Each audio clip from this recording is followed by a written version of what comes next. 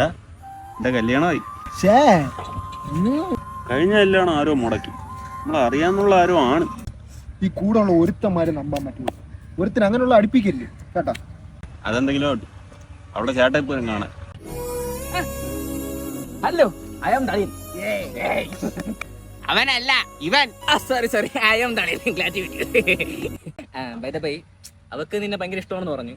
നീ അവളെ പൊന്നുപോലെ നോക്കൂലേ? പിന്നെ പെണ്ണെന്ന് പറഞ്ഞവന് ലഹരിയാണ്. എത്ര പെണ്ണുങ്ങളെന്നാ സൂക്ഷിച്ചു നോക്കിയത്. ഇപ്പൊ അവർക്കൊന്ന് എണീറ്റ് നടക്കാൻ വയ്യ.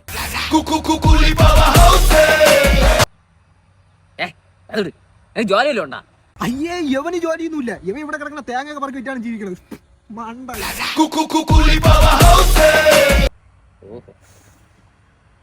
വീട്ടുകാർക്കെങ്കിലും അവന്റെ അച്ഛനെ വെച്ച് നോക്കുമ്പോ അവൻ ഡീസന്റാ. അങ്ങനെ അടിച്ചു ഫിറ്റായി പാമ്പാണാ, മയിലാണാ, ചേരാണാ, പട്ടിയാണോ എനിക്കറിഞ്ഞൂടെ. എന്റെ പൊന്നി എന്താ അടിയനെ. അപ്പൊ കല്യാണമൊക്കെ കഴിഞ്ഞ് പിള്ളേരെ കൈ കഴിഞ്ഞ് എങ്ങനെ നോക്കുന്നു? ഇവിടെ നിന്നായിരിക്കുമല്ലേ? ഇവന് കൊച്ചുണ്ടാക്കാനുള്ള കഴിവൊന്നും ഇല്ല. ഇവന് അതിനൊന്നും പറ്റൂല. ഇവൻ പെണ്ണുങ്ങൾ എന്തിനാ വിളിക്കണം? മറ്റേ അന്താശ്ശേരി കളിക്കാനാണ്. സത്യം.